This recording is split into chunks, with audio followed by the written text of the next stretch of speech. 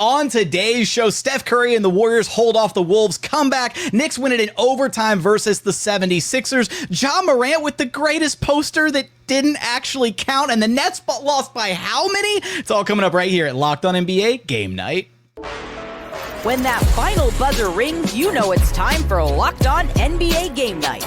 All the post-game reactions to every game across the league, every single night, with insights only the hosts at Locked On can provide. It's the true NBA fans' one stop for all the action.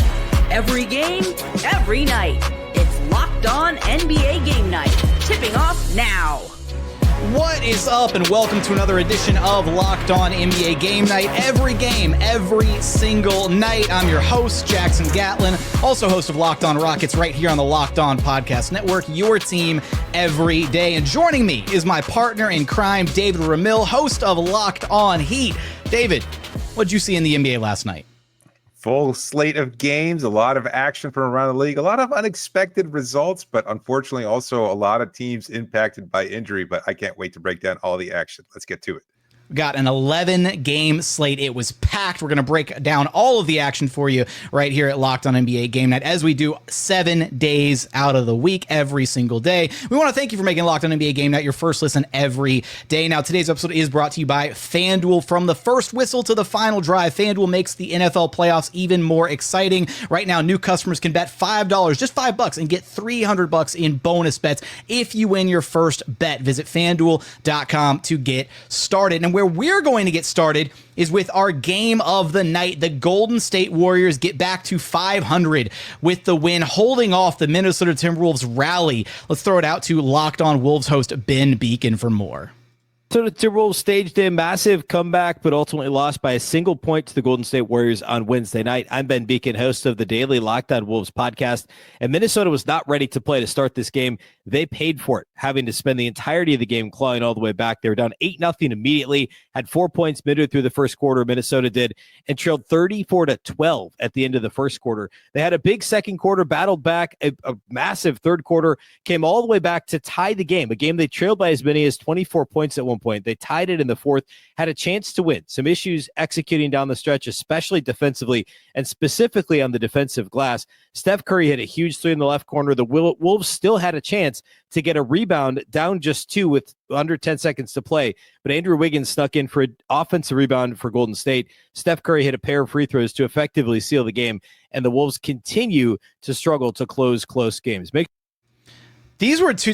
Honestly, David, it should have been no surprise that these two teams went down to the wire the way that they did. Maybe a little surprising after how Golden State started this game, 34-12 after the first quarter. But I mean, these are the two teams that lead the NBA in clutch minutes played, or total clutch games played, 1 and 2 in the association this season. So they're no strangers to games being decided, in these final moments.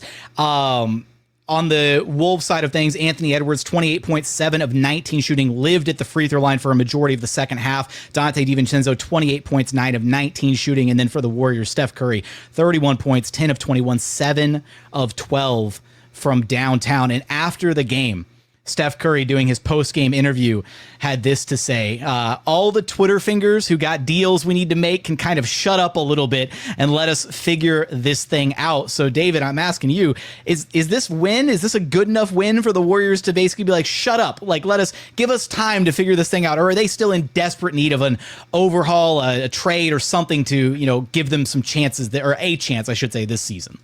I wouldn't go so far as to say that they're desperate for anything like that, but I think they definitely need a change. I don't think they're a particularly good team. I think when you point out that clutch statistic, that's usually indicative of teams that just aren't good enough to beat you by a wide margin. Like, it's fine to have some clutch games over the course of the season, but when you're a dominant team like the way the Warriors used to be, or the way the Wolves were last year, you usually beat opponents by a wider margin. It doesn't come down to the waning moments of a game.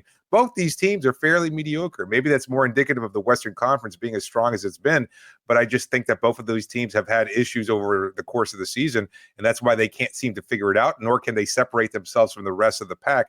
It's just pretty middling basketball at this point from both teams. So I don't know that he silences his Twitter fingers. That's him and his individual pride, and I totally get it. As a superstar athlete and a Hall of Famer and a great player, an all-time great, like, you feel some kind of pride in wanting to be one of the best teams in the league, wanting to be one of the best players and wanting to always compete for a championship. But that's not the reality. This team just isn't good enough. I don't know if they're going to get that superstar deal, but they need something because right now they're just a fairly okay team. Now, they did manage to get this win. Credit to the Warriors. They got this win with no Draymond Green, and it felt like a lot of people were writing the Warriors off completely in this game, on the road against a Wolves team that, albeit maybe they're both a little middling, but maybe on paper the Wolves should have won this game with no Draymond in there to help deal with, Julius Randle, Rudy Gobert, Jaden McDaniels, like that front line that the Wolves ultimately do have. One thing that I wanted to note here is Anthony Davis had that, or sorry, not Anthony Davis, I apologize. Anthony Edwards had that comment recently in a post-game interview where he was just like, I don't like getting doubled and this, that, and the other thing. And I don't, like a couple weeks back or whatever it was. And I can't help but feel like the Wolves, and I know Ben highlighted like the defensive execution down the stretch, but I can't help but feel like the Wolves need to find different ways to keep their star player involved, right? To where if Ant is getting trapped, if he's getting blitzed on the perimeter, find a way for him to move without the basketball a little bit, get to some of his spots, and then, whether it's getting him downhill to where the trap doesn't happen, that kind of thing. It was just like a dichotomy there, right? Like Steph Curry, that possession that Ben highlighted where Steph wound up with a corner three to put the Warriors up 111-108. Steph started on ball, whipped the pass into the inside down to GP2. Then he moved it over to Kevon Looney. Then Looney hit it back, got it back out to Steph as he relocated in the corner for three. And maybe it's just as simple as Ant needs to be more willing to move off the basketball. I don't know. Yeah, I think that's it. I mean, the ball's in his hands so often, like almost offensive possessions for the Wolves have him initiating the offense, looking for some kind of shot. He's not really much of an off-ball player at this stage of his career. And so I think that's how he generates offense. But unfortunately tonight, when he's 7 of 19, that offense isn't necessarily going to be as free-flowing as it should be. And that's why he was, again, to his credit, he was able to go 4 of 9 from three-point range, 10 of 11 from the free throw line. So that's fine. And it's a great performance overall, but it's also not necessarily what leads to victories. And we can see that tonight. Let's go out to our next game of the night where the Knicks were able to take care of business against the 76ers in overtime. Let's go out to Locked On Knicks. Overtime and 38 points from Jalen Brunson, but the New York Knicks come out with a 125-119 win over Philly in Philly. And on top of that, a great outing for Mikal Bridges, 9 of 19 overall from the floor, but 5 of 10 from three, which is a great 2-game trend for him. Hopefully going back to recapturing some of his red-hot December. Josh Hart also with a triple-double, 10 points, 17 rebounds, 12 assists, 4 steals to boot. Had a really fantastic game in 49 minutes, almost played 50 in this one, over 1 full regulation game for Josh Hart to lead the Knicks. But just a fantastic effort for him. He's trucking his way towards potentially challenging Walt Clyde Frazier's record for triple doubles in a single season. So we'll see if he's able to put that together. But a gutty win against a team that didn't want to lose, but was without their superstar, the Knicks without Karl Anthony Towns, and they managed to pull it out. Ultimately, that's all that matters. We'll talk about it more on Locked On Knicks. David, this was a game that felt like, I don't know, the 76ers had a chance there. They forced the OT, and then they just, like, the offense just completely dried up there in OT. The Knicks reeled off an 8-0 start to overtime, and I can't help but look at just the way that the 76ers generate so much of their offense, and in particular in this game, a lot of heavy ISO play from Paul George and Tyrese Maxey, and I just feel like that works, and at times, sometimes you just need that, right? You need your star players to just go out there and get you a bucket, but I feel like over the course of a 48-minute game, or in this case, a game that goes to OT, the extra 5 minutes added, like, it's just an exhausting style of play that's hard to really sustain over an entire, game. Yeah, no, it's a great point. And I think it's well called out because you saw that in the overtime where you just, the ball needs to move a little bit better. And when those shots aren't falling, it's time to kind of generate easier looks, getting the defense to kind of, putting them on their heels a little bit, attacking the basket in different ways and seeing if you can find easier looks than what they were generating. A lot of those shots seemed forced in overtime and they just weren't falling for them. And after they allowed that 8-0 run by the Knicks to start off overtime, they just kind of felt like they were compensating and overcompensating and trying to do something in order to just remain even or find a way to come back. And they didn't have it. They didn't have it without Embiid there. Tyrese Maxey just seemed like he reached his limit, and Paul George just isn't the player that he once was, unfortunately, even though it was a good game from him. But you know what? On the Knicks side of things, I got to ask you, though, are you concerned with the fact that Josh Hart played 50 minutes? I mean, almost 50 minutes in tonight's game. Like, 43 minutes for Mikal Bridges, 45 minutes for Jalen Brunson, 45 minutes for OG Anunoby. Like that's a lot of minutes. Like, aren't we kind of setting this team up so that they could be in the same place where they were last year, where the wheels suddenly come off in the playoffs? Because isn't that the bigger concern moving forward? Like, you wanted to take a step. That's just why you made the moves you do to acquire Bridges and Towns, is so that you could go on a deeper playoff run than you did last year. And you're kind of just following the same patterns, where I don't know if that's realistic to believe whether or not this team can go any further, considering the amount of minutes that they're playing in a midseason, regular season game. Look, I mean, at the end of the day, Tibbs is going to Tibbs. I mean, what's ridiculous is, like, look, and yes, they're not fully healthy, right? They don't have Mitchell Robinson to, kind of help bolster their front line. So TBD on him, but like, maybe they could play, Jacob Toppin a little bit, maybe Landry Shamet a couple minutes here, Tyler Kolek. Like, I don't know who they would necessarily go to. And nobody's asking those guys to eat up like significant rotation minutes. But when you're running literally basically a 7-man rotation in January, like, that's kind of damning. And I know, yes, they didn't have Karl-Anthony Towns in this game, but look, Tibbs is going to Tibbs, and I'm in full agreement with you, David. It feels like they're basically doing exactly what happened last year, where they're going to run their starters into the ground, run their core rotation guys into the ground, and who are maybe not as ready for those minutes. And it could, maybe there was a lesson to be learned last year, but Tibbs still has not learned that lesson, unfortunately, to this point. So, coming up, we've got a lot more on the slate for you. LeBron James ends the Lakers' skid by putting away the Heat. The Rockets blow out the Denver Nuggets without Nikola Jokić. And one of the greatest posters ever, sort of. We're going to get there in just one moment. First, today's episode is brought to you by FanDuel. From the first whistle to the final drive, FanDuel makes the NFL playoffs even more exciting. Right now, new customers can bet $5 and get $300 in bonus bets if you win your first bet. That's $300 to keep the action going. The FanDuel app is so easy to navigate, and the variety of bets keeps every game exciting. Plus, when you win, you get paid instantly. No waiting around for your winnings, whether you're betting on your favorite team or just looking to add some extra excitement to the playoffs. FanDuel has you covered. Just visit FanDuel.com to join today and get started with $300 in bonus bets. That's FanDuel.com. Make this playoff season unforgettable with FanDuel, an official sportsbook partner of the NFL. Today's episode is also brought to you by Skims. Look, when I found out that Skims was making underwear for men, I'll be honest, I was a little intrigued. I've heard so much about their quality from friends and family, so I had to give them a try. And let me tell you, it absolutely lives up to the hype. I've always had, maybe issues with underwear, right? Just over time, right? They get baggy, they start getting a little loose, or they just, they get a little ratty over time, right?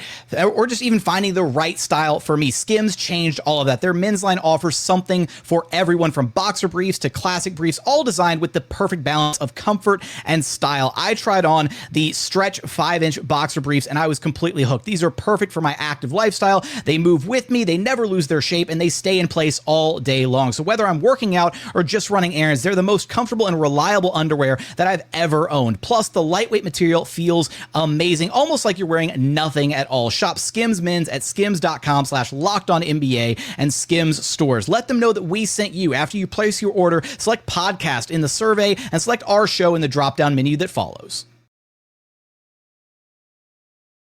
And continuing on here at Locked On NBA Game Night, where we have a show for your favorite team every single day. Maybe it's the Heat with David Ramil. Maybe it's the Rockets with me over at Locked On Rockets. Go find your team's show wherever you listen to your podcasts or on YouTube. Let's get out to our next game here, where the Lakers ended their losing streak against David's Miami Heat. Let's throw it out to Locked On Lakers for their side of this story. Benetsky, co-host of Locked On Lakers podcast, and the Lakers break a 3-game losing streak, get a 117-108 win over the Heat. They overcame a 12-point halftime deficit and 34 points from Tyler Hero, who went 7 of 12 from behind the arc.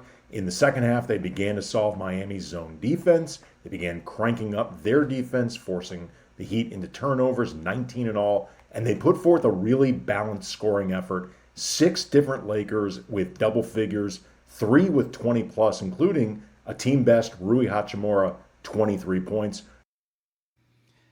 David, this was a 2-point game. 108-106 with 3.5 minutes left to play. And then LeBron James happened. Is it that simple? Yeah, it's the difference between having a superstar who can close out games and not having Jimmy Butler in the lineup. And that's basically what it came down to. When you see LeBron James hit those 3-pointers in waning moments of the game, pulling away from Miami, just putting his foot on their throats and clearly establishing that the Lakers were a better team.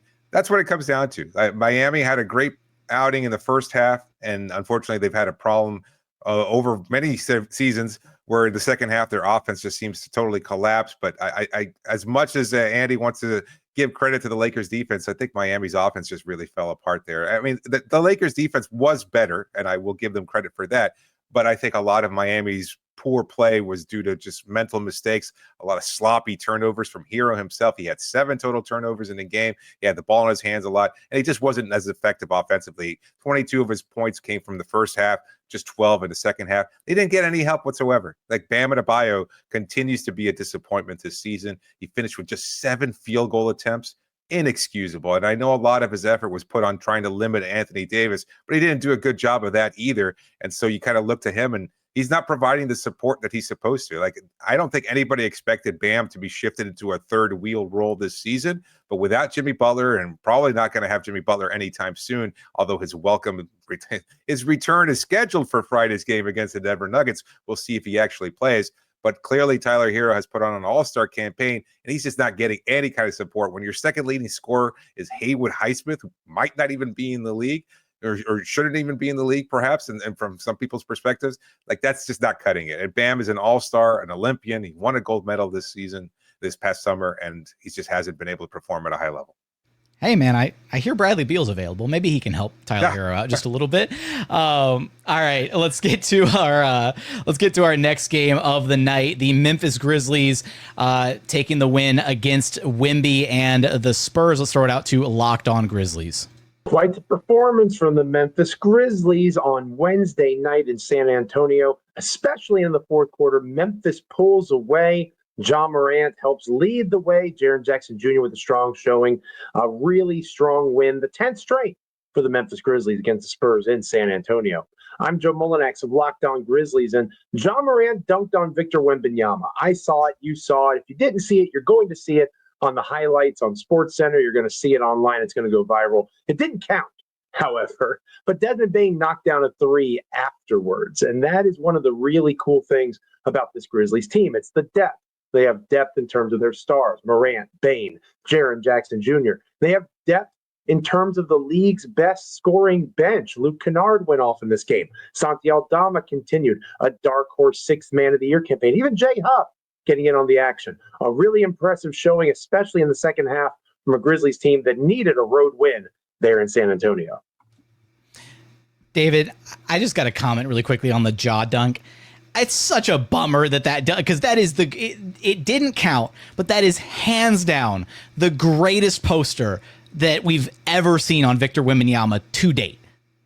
Yeah, I think that's fair. I mean, he hasn't had a lot of moments like that, but that was certainly an impressive one. And, you know, the referees made the right call, unfortunately, but it took away a highlight reel for sure.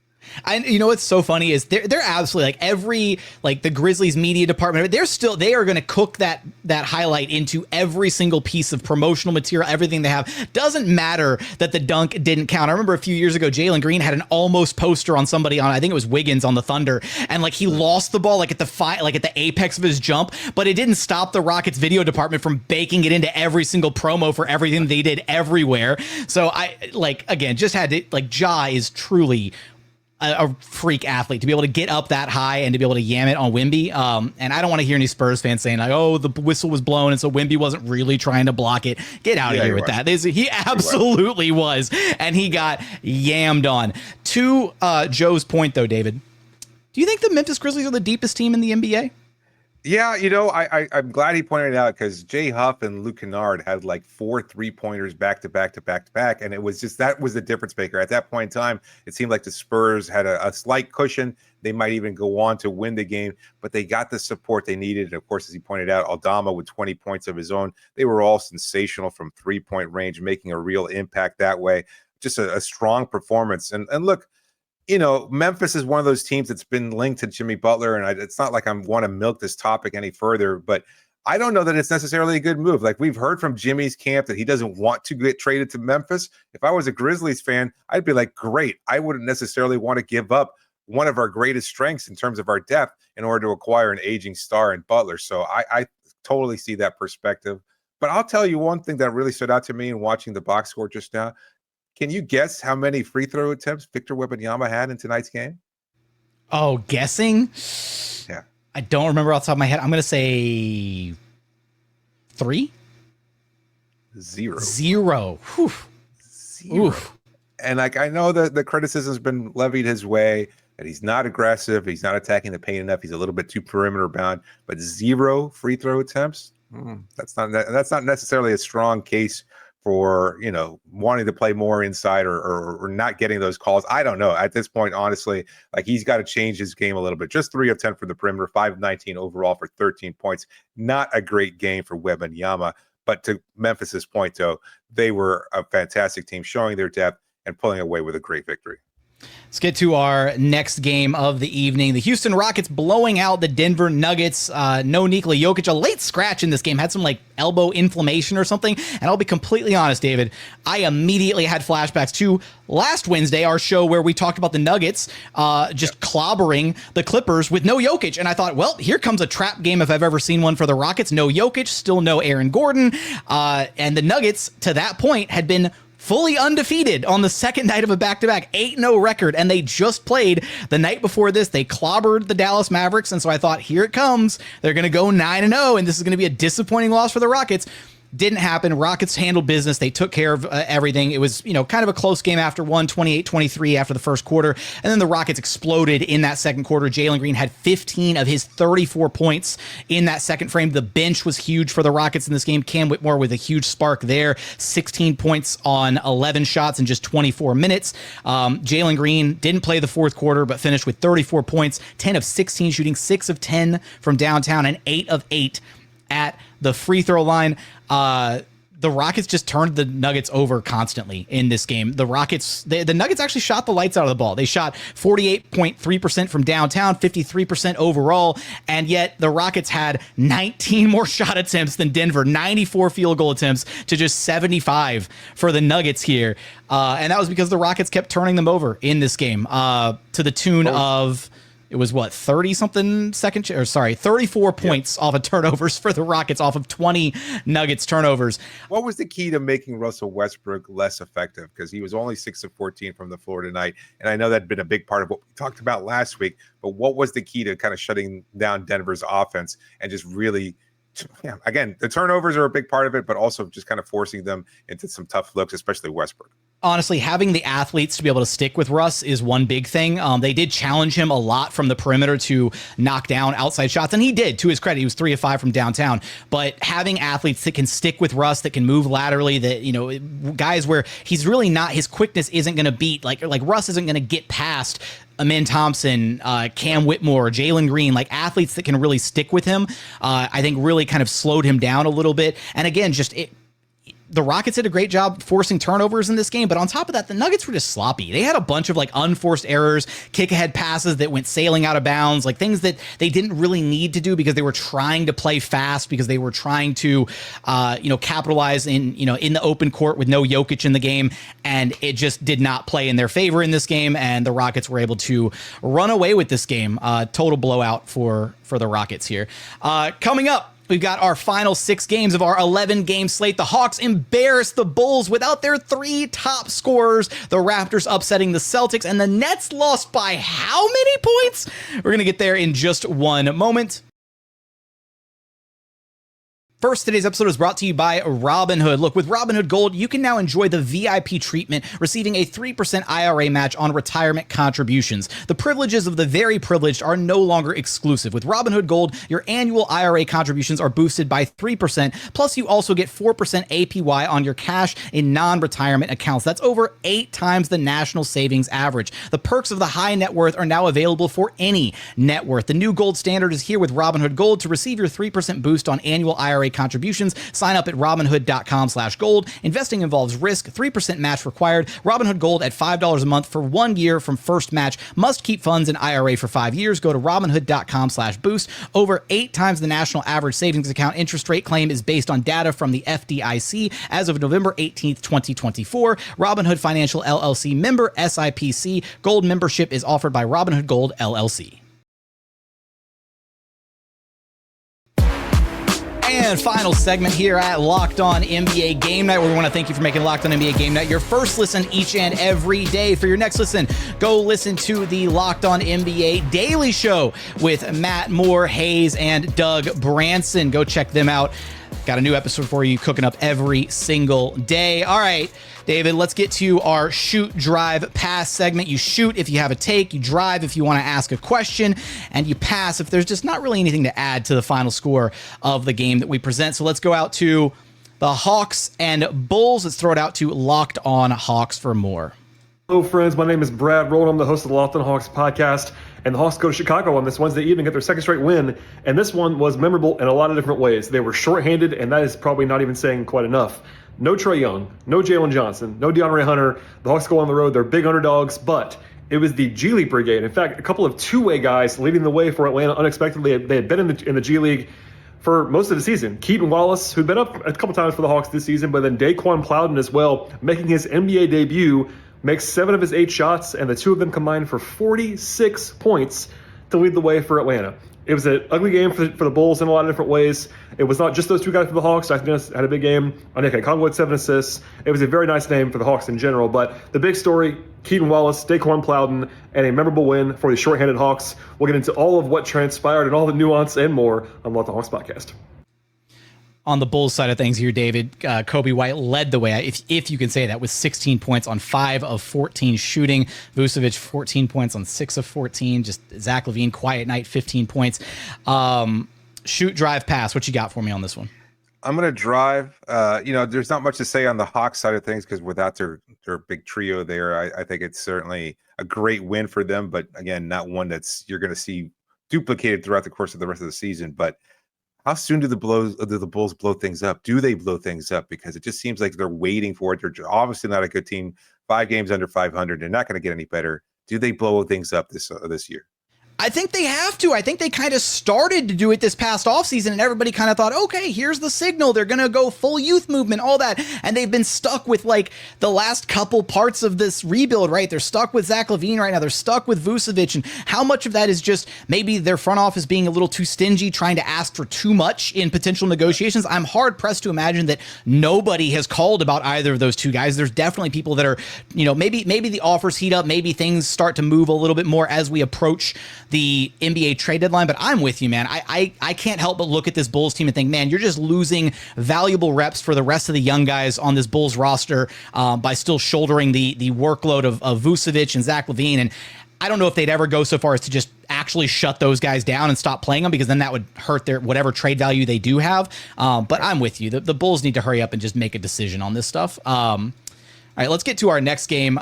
The Charlotte Hornets getting the 117-112 win against the Utah Jazz. On the Hornets side of things, Mark Williams with a monster night, 31 points, 13 rebounds on 12 of 14 shooting. He was 7 of 10 at the free throw line. The Hornets had 4 different players scoring 20 plus in this game. LaMelo Ball with 27, Miles Bridges with 25, Brandon Miller with 20. And then on the Jazz side of things, Keontae George with 26 points on 9 of 22.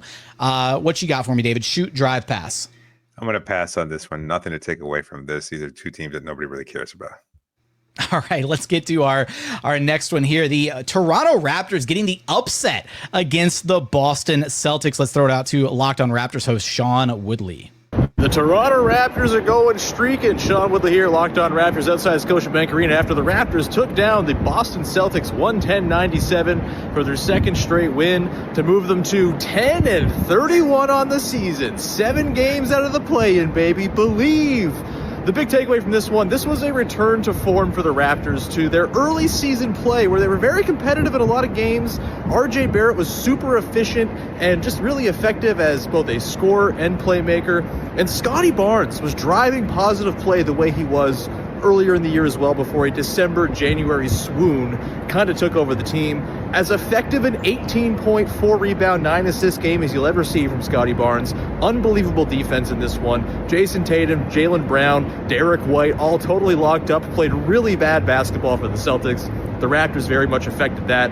This was one of their better games of the season. They've won 2 games in a row, and while they're probably still not going to be a team that wins a whole lot of games in the second half, if they're playing like this and they're developing and they're getting some wins along the way, you'll be all right. At the lottery standings take a tiny hit, and they are, 6th or 7th in the standings as opposed to 2nd or 3rd as they've been for the last little bit.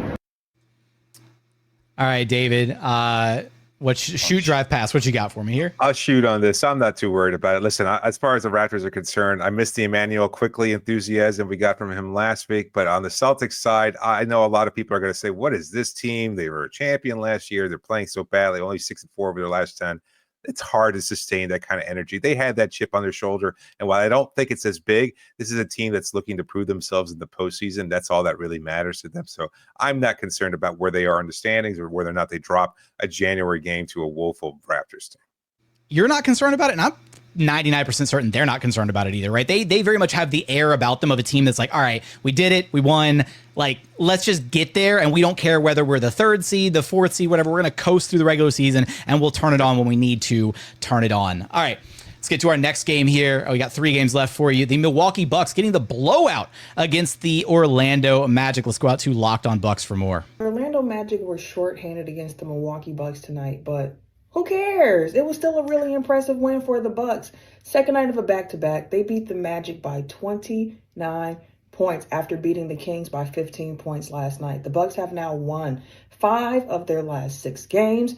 This win was so big for the Bucks because, one, they are now 3-0 in the season series against the Magic, which is going to come into play given how the standings in the East are. And with this win, they have jumped into that 4th spot in the East.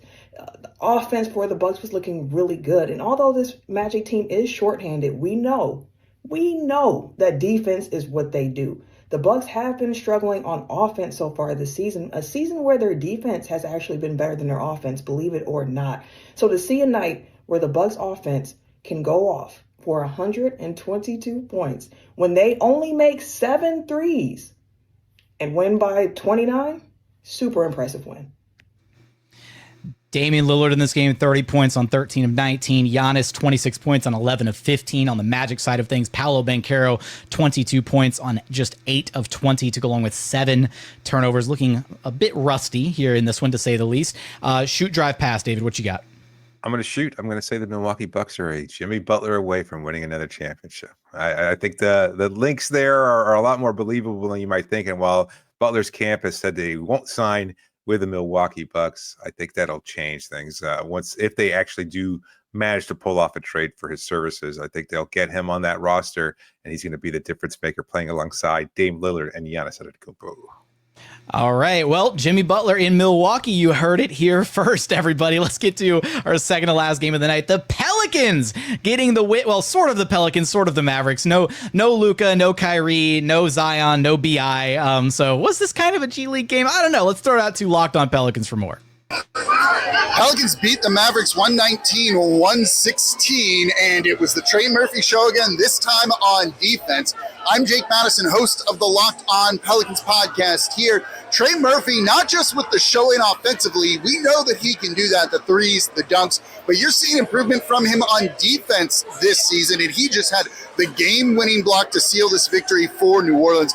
Much needed with no Zion Williamson out there. Also in this game, you saw why the Pelicans traded for DeJounte Murray. He was clutch in this one, trading buckets back and forth in a close game with Klay Thompson. New Orleans thought he could elevate them in clutch situations this season. They were really bad in that regard this year. He really showed up in this one and was just as important to the Pelicans getting the win as Trey Murphy III was. We'll have more over at the Locked On Pelicans podcast. Trey Murphy in this game, 24 points on 7 of 18 shooting, had the big block there at the end. DeJounte Murray, 30 points on 10 of 22. On the Maverick side of things, Daniel Gafford leading the way for the Mavericks with 27 points on almost perfect shooting, 12 of 13 from the floor, and then they got 21 points off the bench from Jaden Hardy. Shoot, drive, pass, David. Let's pass on this one. They're missing 3 key players. Not much to say on the Mavs side, and we've already heard plenty about the Pelicans. Unfortunately, this is a lost season for them. All right. Speaking of lost seasons or maybe intentionally thrown away seasons, one of the most ridiculous box scores that you will ever lay your eyes upon, the LA Clippers blowing out the I don't even know. Blowing out doesn't do it justice, David. 126 to 67. At 67, every single starter for the Nets scored in single figures. Zaire Williams, 4 points. Clowney, 4 points. Nick Claxton, 2 points. Tyrese Martin, 8 points. Keon Johnson, 6 points. Shoot, drive, past. I'm going to pass on this one, but I just want to say I love the plus minus on Tyrese Martin. I minus 56. How do you get a minus 56 in today's NBA? That is unbelievable. What a statistic. That's got to be an all-time record. I should have looked that up before we fired up the recording button and started the show. It's got to be some kind of an all-time record. Let us know your thoughts in the YouTube comments. What was your favorite game of the night? What was your favorite individual play? How did you feel about the Ja Morant poster that could have been if the foul hadn't been called? Give us your thoughts in the YouTube comments. As always, thanks so much for being here with us on Locked On NBA Game Night. For your next listen, go find the Locked On show for your favorite team. Until then, we will catch you guys on our next game night.